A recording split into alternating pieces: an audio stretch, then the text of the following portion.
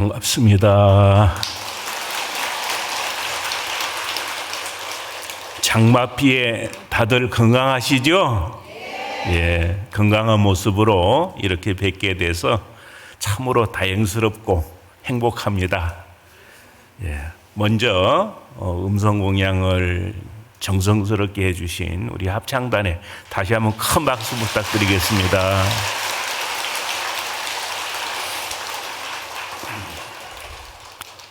제가 유런에서 이렇게 큰 절로 오다 보니까 냇가에 느티나무가 아주 무성하게 자라고 있는 것 같습니다. 근데 저 나무들이 조선 중기 때 기록을 봐도 통도사 냇가에는 느티나무가 많더라. 이런 이제 절 참배하고 남겨놓은 기록이 보이고요. 또 조선 후기에도 역시 그런 기록들이 보입니다.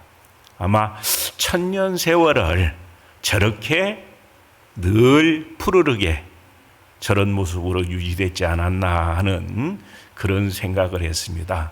그래서 오늘은 우리가 똑같은 느티나무 씨앗이라고 하더라도 통도사라는 곳에 물도 넉넉하고 또 자비심이 충만해가지고 함부로 자르지도 않고 이렇게 해서 잘 보호받는 곳에 씨앗을 떨어뜨려서 발화가 된 것하고 그렇지 않은 것하고는 차이가 정말 크구나 이런 생각을 했습니다. 그래서 오늘은 이제 그런 얘기들을 좀 해볼까 합니다. 우리 불자님들 재정적으로도 좀 넉넉하면 좋겠죠? 예, 그리고 지혜도 출중하면 좋겠고 아마 원하시는 일이 굉장히 많을 겁니다. 그렇죠? 예, 그래서 그런 발언을 갖는다고 하는 것은 굉장히 좋은 것 같아요. 그래서 간절한 발언이 있을 때 그 발언에 상응하는 여러 가지 모습으로 우리가 변할 수 있는 것 같습니다. 그래서 법회 시간에 투자 얘기를 하면 좀 이상하게 들릴지 모르겠지만은 어쨌든 우리가 살아나가는 이 세상사가 매사가 다 투자거든요. 우리의 몸과 마음과 모든 역량을 어디에 투자를 할 것인가, 그리고 얼마만한 투자 가치를 일궈낼 것인가 하는 부분에서 투자 잘해야 되겠죠. 예, 그래서 부처님은 그 투자 가치를 어떻게 평가를 하셨는가, 우선 그것부터 좀 말씀을 드리겠습니다. 제가 불자님들의 계율에 대한 가장 많은 말씀을 하신 경전이 우바세 계경입니다. 그 우바세 계경에 보면은 보시의 공덕을 이야기하는 부분에 이런 의미심장한 말씀이 있습니다. 축생에게 보시하면은 보시한 양의 100배의 공덕이 있고, 그러면은 우리가 벼농사 짓는 정도 되나요? 벽시 하나 딱 심게 되면은 그게 싹이 나가지고 자라서 벼이삭으로 되게 되면 한 100개 달리죠. 근데 이게 옆에 그 새순을 쳐가지고 나온 게 있어서 아마 좀 더 나올 거예요. 어쨌든 축생에게 보시하면은 100배의 공덕이 있고, 파괴자에게 보시하면은 1000배의 공덕이 있고, 지계자에게 보시하면은 10,000배의 공덕이 있다. 이렇게 말씀하셨거든요. 그래서 부처님께서는 이 세상에는 단 2가지의 사람들이 있다. 잘나고 못나고 다 떠나가지고 2가지가 있는데, 하나는 파괴자이고 하나는 지계자이다. 우리 불자님들은 어디에 해당됩니까? 지계자에 해당됩니까?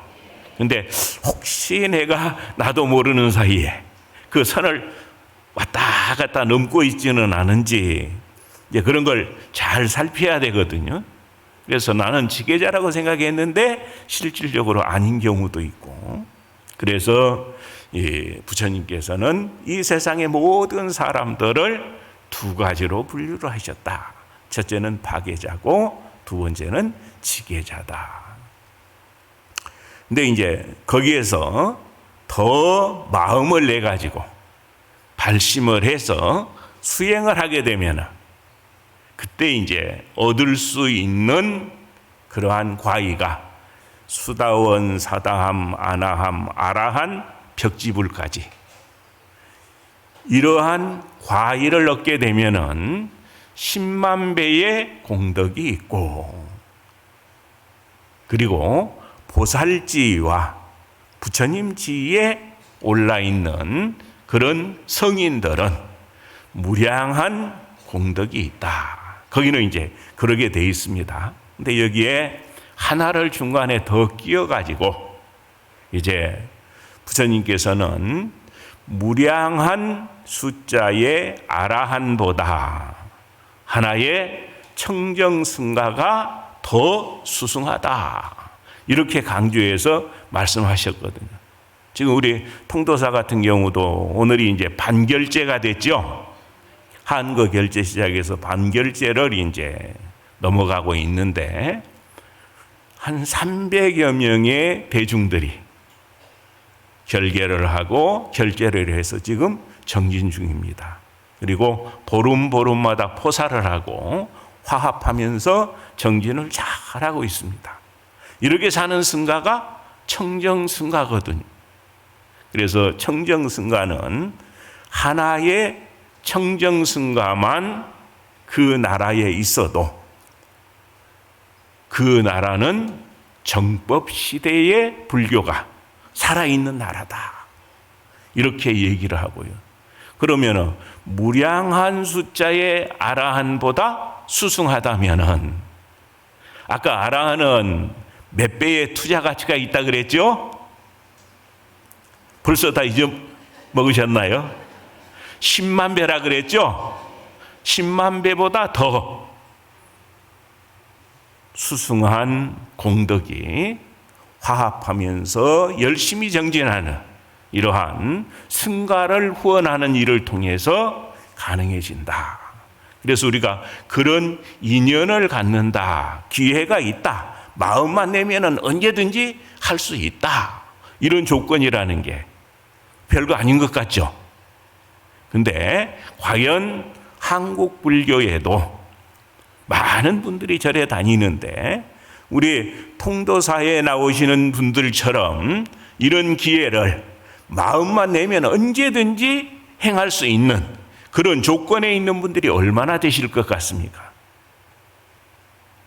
어떨 것 같아요? 이럴 때, 내가 정말 복 많은 사람이구나. 스스로에게 박수 한번 치셔야지.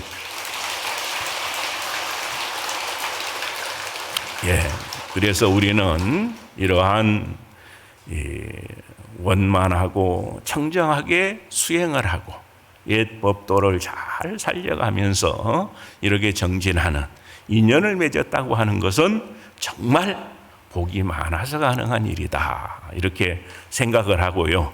그러면은 우바세계경에서 얘기한 그러한 일들이 실질적으로 이루어진 사례가 있느냐 하는 거 중요하겠죠. 제가 거짓말할 수도 있거든요. 살짝 다르게 얘기하면은 경륜론 3장 얘기하면은 안 보면 속지 별 수 있습니까? 그렇죠? 근데 어쨌든 제가 털 것만큼도 다른 내용들을 넣지 않고 경전에 있는 내용을 말씀드린 거고요. 또 경전에 있는 내용으로 검증을 하겠다 이겁니다.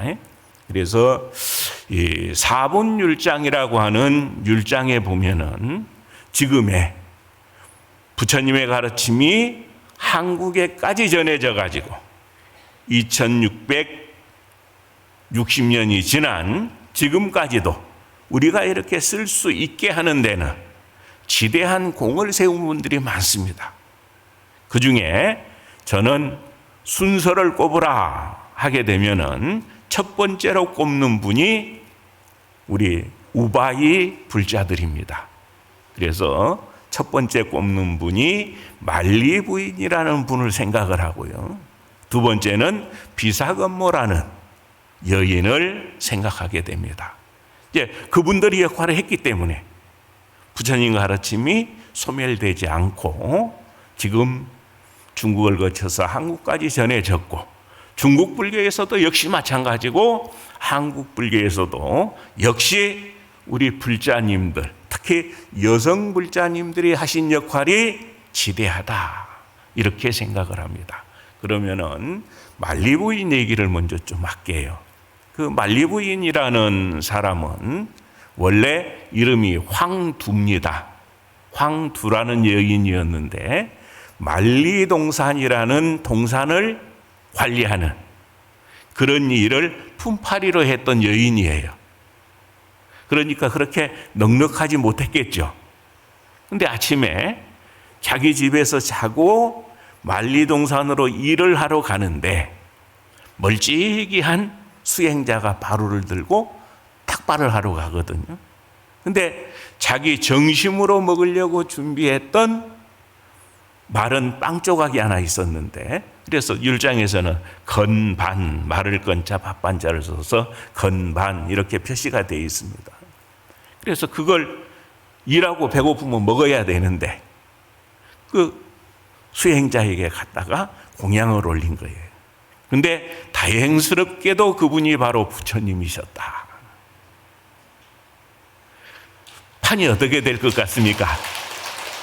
예. 그래서 이제 부처님 전에 공양을 올리고 일터로 갔는데 조금 있으니까 정확히 누군지는 모르겠는데 말도 아주 좋은 말을 타고 말 안장이라든지 장식들도 아주 귀한 걸로 이렇게 장식을 하고 그런 젊은 사람이 한 사람 그 동산으로 들어와요.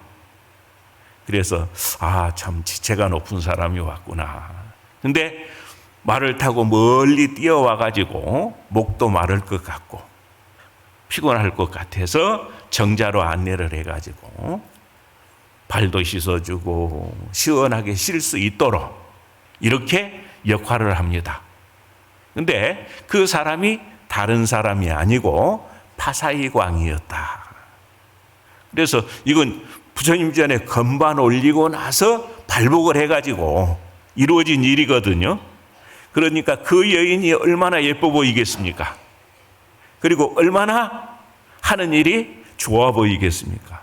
그래서 세상에는 이렇게 자상하고 어여쁜 여인도 있구나. 내가 궁궐로 데리고 가야 되겠다. 발복하면 이렇게 하는 겁니다. 예, 그래서 이제 조금 지나니까 신하들이 뒤에 이제 경호도 하고 하는 신하들이 이제 쫓아오고 그렇게 해서 내가 이 여인을 궁궐로 데려가야 되겠다. 주인을 좀 불러달라. 그래서 주인을 불러가지고 이 여인을 궁궐로 데려갔으면 좋겠다.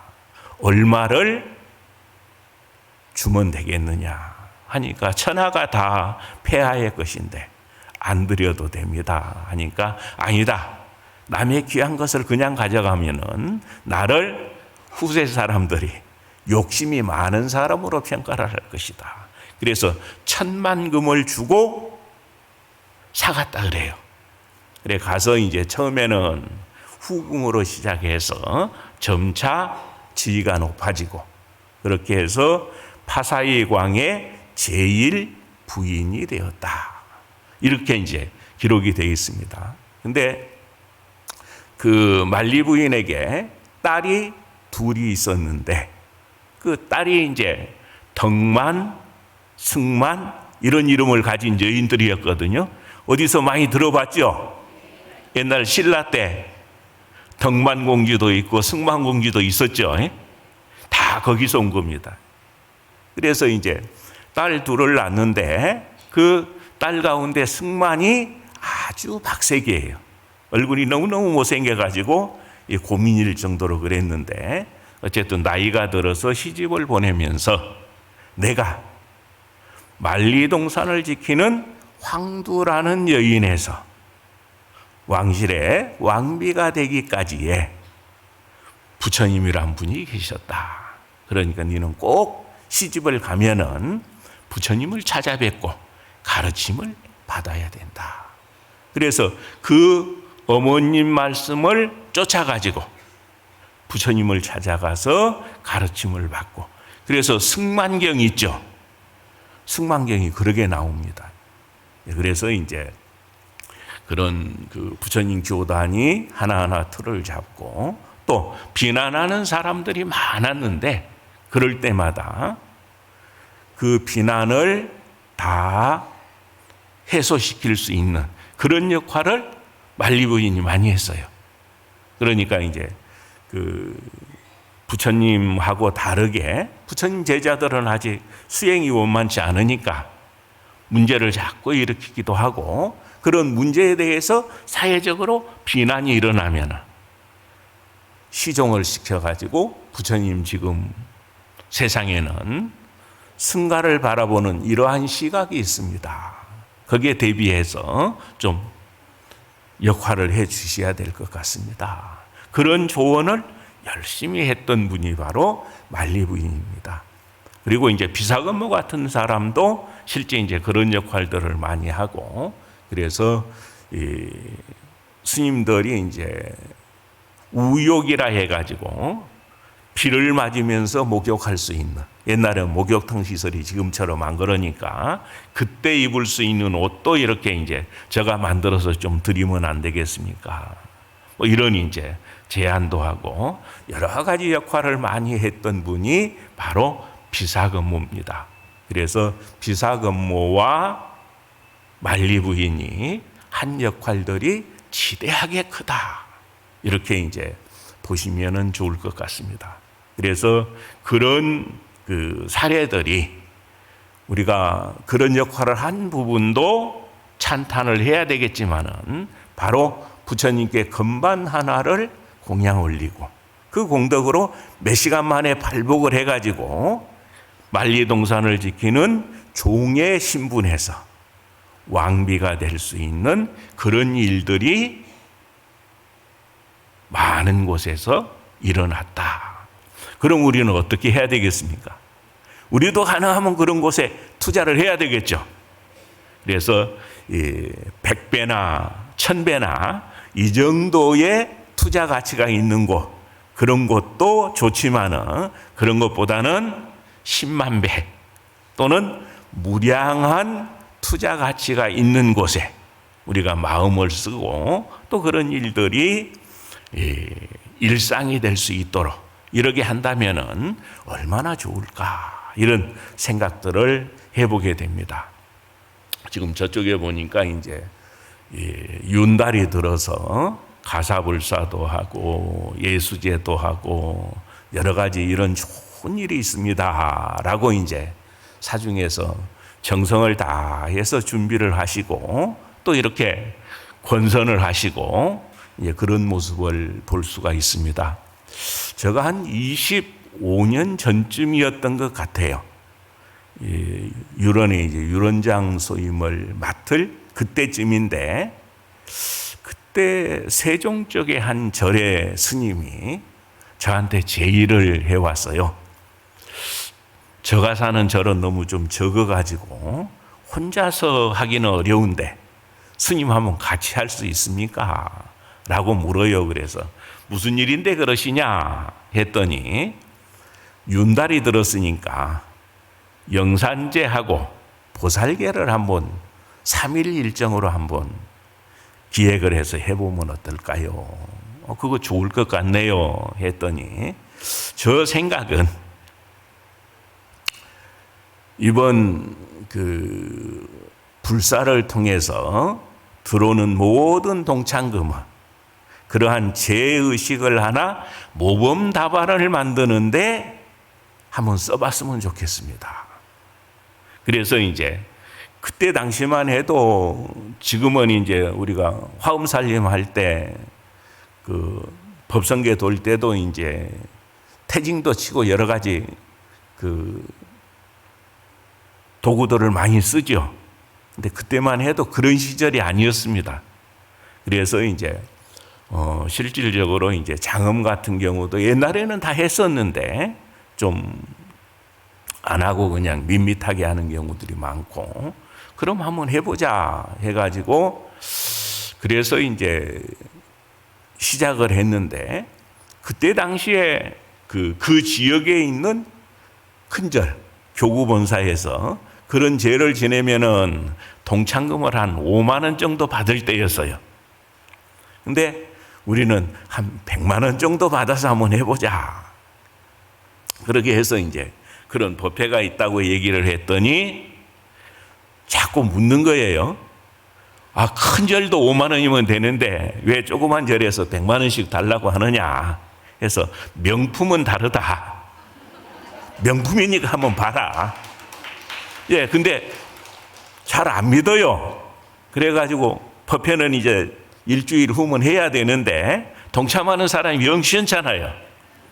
그래 해가지고 이제 걱정은 조금 했는데, 근데 한 3일 정도 남가놓고 그때 이제 위목이라 해서 부처님 명호를 만부를 붓으로 써가지고 이제 절 허공에 이제 가득 달고 장엄도를 하나하나 갖다가 하는 걸 보더니 해야 되겠다 싶어서, 그래서 동참한 분이 한 100세대가 됐어요. 그러면 한 1억 정도 되죠. 그래서 이제 법회를 하게 됐는데, 첫날 법회를 하는데 그 모습을 보고 덩실덩실 춤을 추더니 하는 얘기가, 스님 4년 후에도 또 해요. 그러시더라고요. 저희가 적금 들어가지고 4년 후에 낼 테니까 4년 후에 또 해요. 그래서 2년 되면 그러시자고 했는데, 그 다음에 그때 동참했던 분들이 모이게 되면은, 무슨 기도하고 할 때 모이게 되면은 자기들 이렇게 얘기를 하는데, 그때 법회에 동참하면서 세웠던 원들이 다 이루어졌다, 이런 얘기들을 하시더라고요. 그래서 이제 저는 기도할 때는, 우리가 원을 세워 뭔가 할 때는 내 힘에 좀 과하다 싶을 정도로 하는 게 바람직하다. 그리고 지금 이런 이제 예수제라든지 또는 가사불사라든지 이런 거 있을 때, 그럴 때는 가능하면은 난다라는 여인이 등 하나를 올리기 위해서 동량을 해가지고 등을 올리는 그런 마음으로 우리가 한번 동참해 볼 필요가 있습니다. 그래서 그런 인연들을 통해서 기존에 내 틀이 크게 긍정적으로 바뀌는 거거든요. 그래, 아무런 그런 노력 안 하고, 흔히 그런 분들도 있더라고요. 어렵게 불사하는 데 있으면은, 아이고, 불사하는데 자꾸 가서 보면은 마음 쓰이고 부담스럽고, 그러니까 불사 다 하고 나면 그때 가서 다니지. 어떻게 지혜로운 생각입니까? 어떤 것 같아요? 아, 이렇게 어렵게 일하시는데 내가 빚이라도 한번 해주고, 돈이 없으면 꼭 돈으로 가지고 할 수 있는 건 아니잖아요. 마당에 풀이 있으면 중요한 일을 하다 보면 못 뽑을 수 있거든요. 풀도 좀 뽑아주고 마루도 좀 닦아주고, 이거 다 아주 중요한 불사거든요. 그래서 복이 없는 사람은 그러게 공덕 쌓을 기회가 되면 다 멀리 갑니다. 부담 없을 때 다시 와야지. 근데 그러면은 그게 공덕 쌓을 수 있는 기회가 옵니까? 안 오는데. 그래서 가능하면 우리가 부처님과 친해져야 된다. 그래서 부처님 전에 과일이나 여러 가지 공양을 올리는 것도 마찬가지인 것 같아요.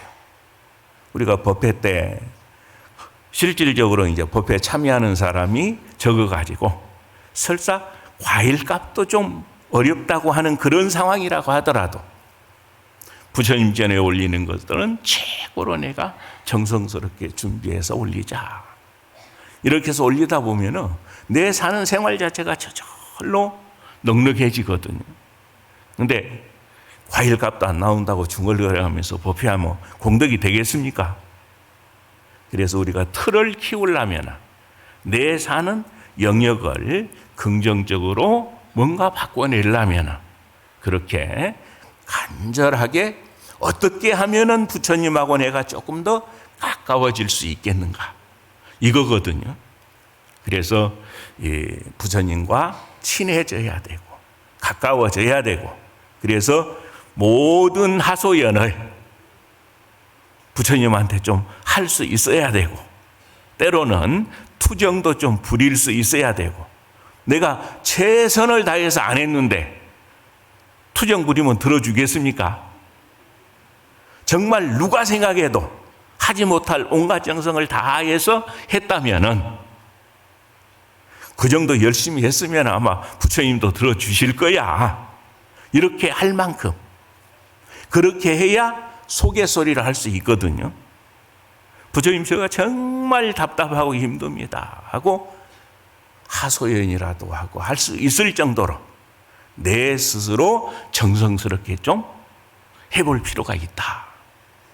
그러게 되면은 아마 부처님이 정말 내 옆에 계시는구나, 그리고 내가 하는 모든 일들을 다 부처님이 지켜보고 계시는구나, 그래서 정말 도움이 필요하다고 생각하면 늘 부처님께서 옆에 계시다가 그 모습을 나타서 방법을 제시해 주고 문제를 해결해 주시는구나, 이런 느낌은 다 갖고 계시죠?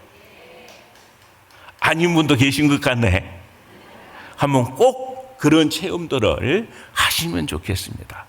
그래서 우리 곁에는 늘 부처님이 계시고, 또 부처님이 원하셨던 여러 가지 일들을 경률론 3장에 자세하게 말씀을 해 놓으셨고, 그래서 아마 저 정도 정성스럽지 못하다면 경률론 3장에 그런 많은 말씀을 안 하셨을 거예요. 정말 대단한 어른이거든요. 특히나 10장에 보면은 그렇게 자비로울 수가 없고, 하나하나 모든 문제에 대해서 지적하고 말씀해 주시기가 쉽지 않은데, 그게 당신 권위를 위해서 그런 말씀을 하셨겠습니까? 인연되는 사람들이 조금이라도 바르게 됐으면 좋겠다라는 그런 간절한 마음을 가지고 그런 많은 말씀을 하신 것이지, 그래서 결코 잔소리꾼이 아니다. 그래서 가능하면은 그분께서 하시고자 했던 여러 가지 말씀들을 자주 경률론 3장을 통해서 공부를 하고 실천을 해보고, 그리고 나서 친해졌으면 좋겠다. 어느 정도로 친해지면 좋겠느냐? 이웃집 친한 아저씨 정도로 친해졌으면 좋겠다. 그러게 되면은 부처님을 통해서 모든 문제를 다 해결할 수가 있겠죠. 바로바로 응해 주시니까. 그래서 우리 통도사 불자님들은 다 그렇게 사시는 걸로 알고 있습니다만은, 늘 부처님을 우리 가까이서 친하게 지내는 이유처럼 가까이 모시면서 어려운 일이 있을 때마다 가르침을 받고 그 방법대로 또 문제를 해결하고, 그래서 내 인생이 이렇게 대박이 났다, 이렇게 할 수 있는 이제 그런 모습들이 굉장히 중요한 일이 아닌가, 이렇게 생각을 합니다. 그래서 그런 면에서 보게 되면은 그 황두라는 여인이 부잣집에 정원을 관리하는 그런 신분에서 건반 하나를 부처님께 공양 올리고 나서 바로 몇 시간 후에 발복을 해서 왕비가 되고, 또 부처님의 가르침이 지금 이 순간까지도 이렇게 많은 사람들이 쓸 수 있는 소중한 자산으로 우리에게 오게 되는 그런 결정적인 역할을 했다라는 것들을 늘 염두에 두시고, 그래서 우리 이 안에 계시는 우리 불자님들, 오늘은 주로 이제 우리 보살님들을 대상으로 말씀을 드렸습니다만은, 우리 거사님들은 능력이 또 더 좋으시죠. 그리고 마음 먹고 수행하시면 더 빠른 분들이 많습니다.